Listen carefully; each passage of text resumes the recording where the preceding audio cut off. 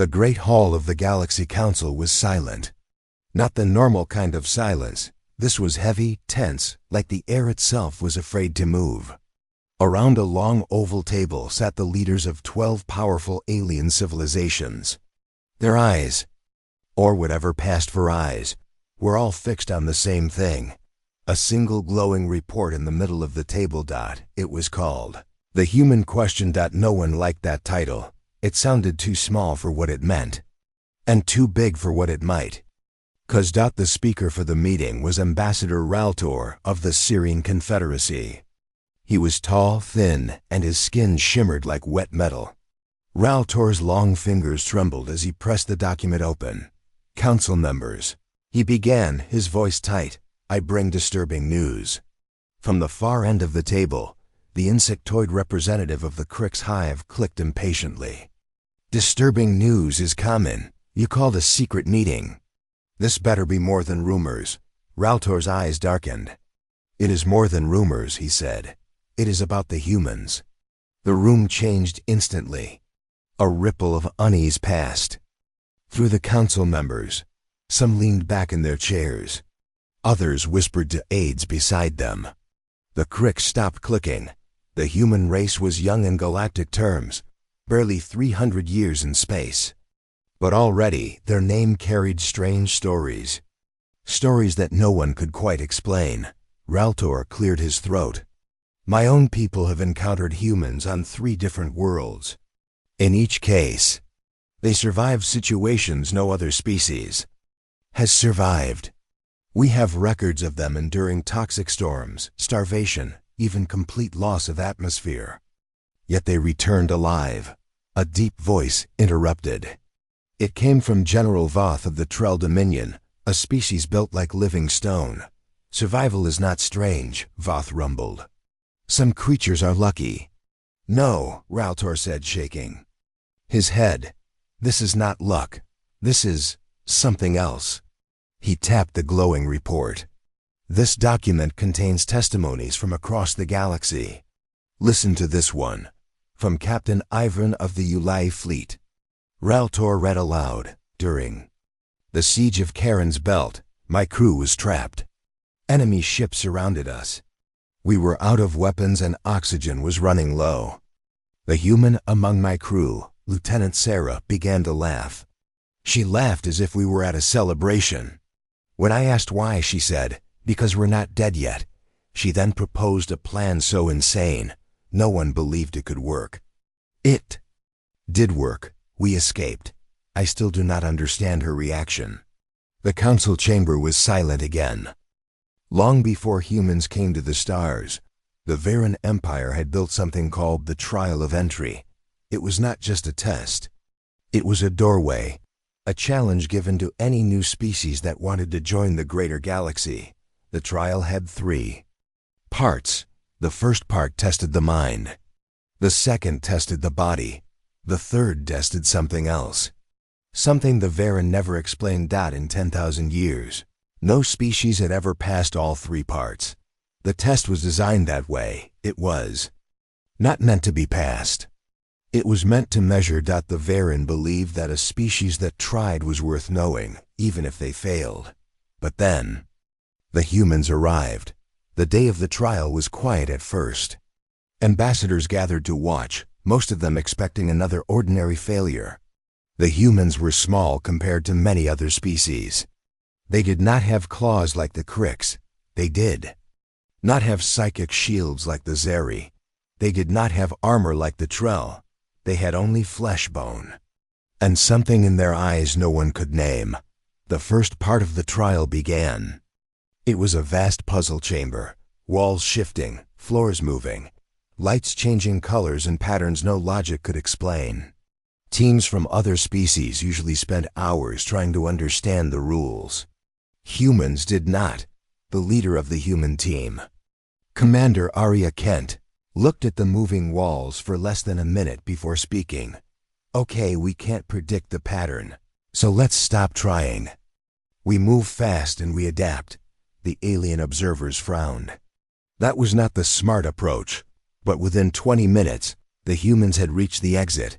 They did not solve the puzzle. They outpaced it. The second part of the trial tested the body, a long canyon filled with traps, collapsing bridges, and storms of burning glass. The Viren engineers had designed it to wear contestants down slowly. The human team sprinted. They moved like people running from a fire. They used their own bodies as shields for one another. They laughed when a bridge fell away, and they had to jump. An insectoid diplomat watching from the gallery turned to his neighbor and whispered, "They are not avoiding danger. They are chasing it." By the time they reached the canyon's end, half the humans were injured. None of them stopped moving. The third part of the trial was the most mysterious. It was not about strength or intelligence. It was about choice. The team entered a large room. In the center was a creature, small, weak, and trapped inside a collapsing cage. Next to it was a control panel that, if used, would open the final door to victory. But the rules were clear. If they tried to save the creature, the door would lock forever. If they ignored the creature, they would win. Every other species in history had left the creature. It was only a test object. It had no real value. The humans didn't even argue. They went straight to the cage. They tried pulling the bars. They tried lifting the frame. When nothing worked, one of them used his own suit's power core to force the lock. The cage opened. The creature stumbled free. The final door sealed shut. The humans looked at each other, then at the stunned Viren overseer, and one of them shrugged. "We came here to see if we could do the right thing." Guess we did. The audience in the gallery was silent. The Viren had built the trial to measure. And for the first time in history, they were not sure what they had just measured. The war had been going on for 7 years. 7 long dark years in which planets burned, fleets vanished, and whole species were lost. For most civilizations in the galaxy, there was a moment when they knew the fight was over. It came when the enemy had more ships, more soldiers, more everything. At that moment, they stopped. They surrendered, but the humans did not. On the world of Seraph 9, the last defender stood behind a broken shield wall. The sky was black with enemy drones. Every logical mind knew there was no way out. The aliens fighting beside the humans had already begun to throw down their weapons. Then one human soldier, a woman named Elena Ruiz, shouted above the noise, "We are still here. That means we are not done." Her voice carried over the battlefield, even as blasts shook the ground. The aliens looked at her in disbelief. She was bleeding, her armor shattered. Yet her eyes were steady. The enemy attacked again. Elena led a countercharge, not to win, but to give the wounded time to escape. She fought like someone who refused to understand the meaning of finished. Later, the alien survivors told the story to anyone who would listen. They did not talk about her weapon or her tactics.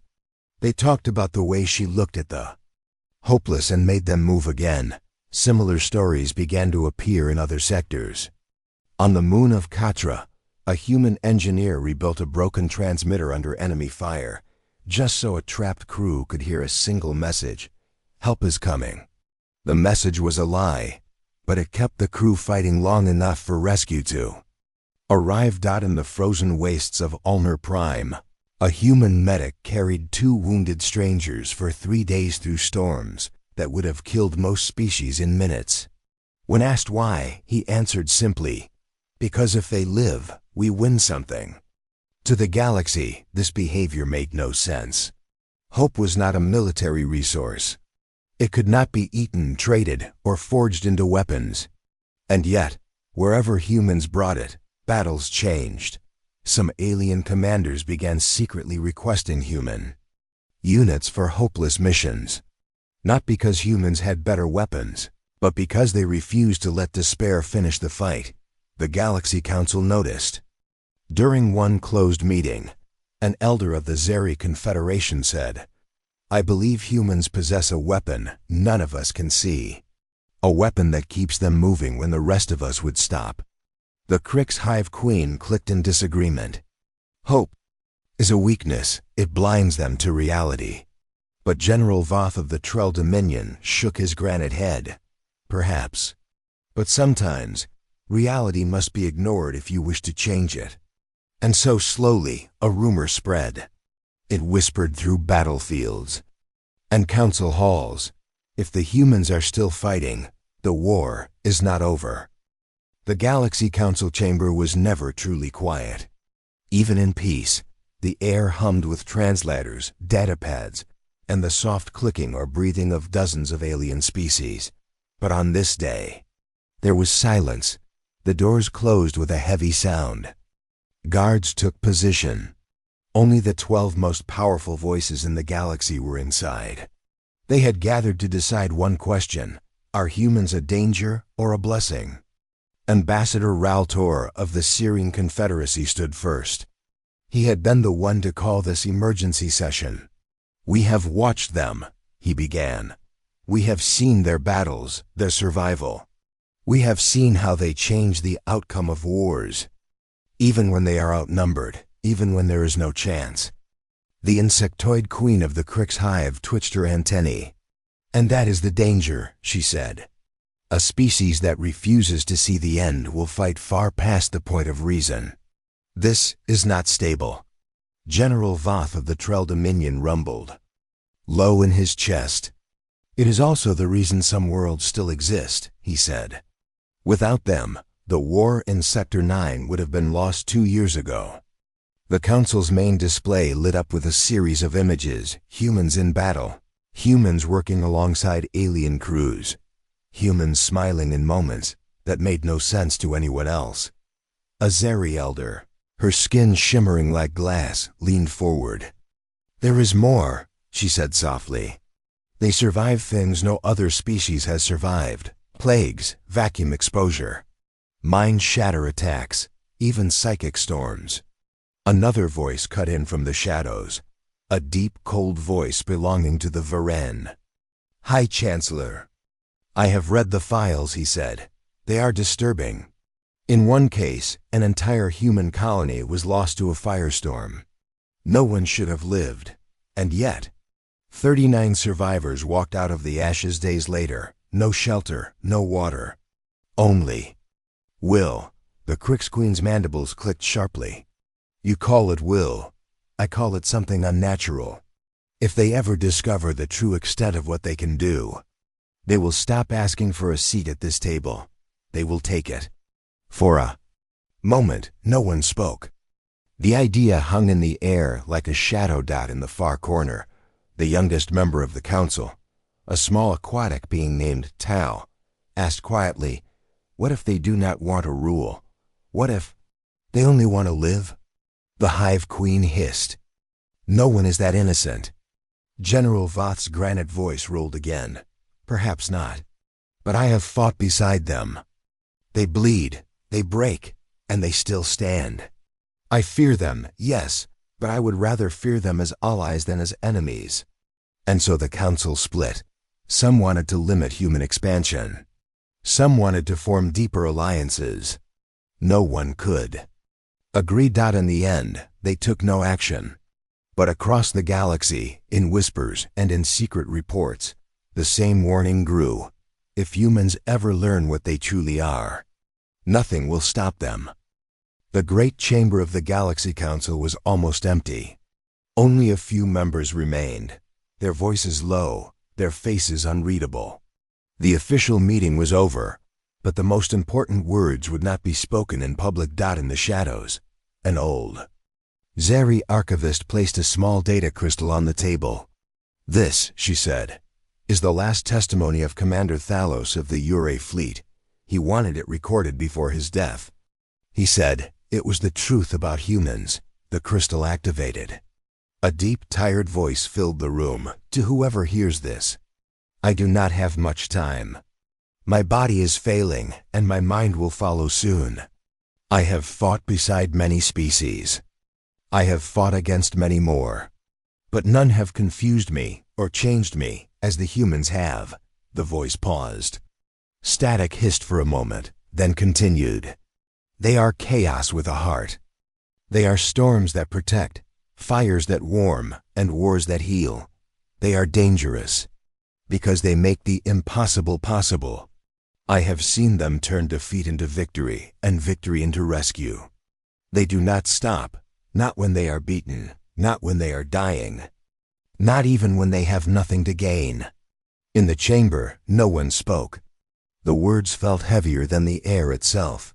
The recording went on. Once, on the moon of Drella, my ship was lost. My crew was dying. A human ship found us.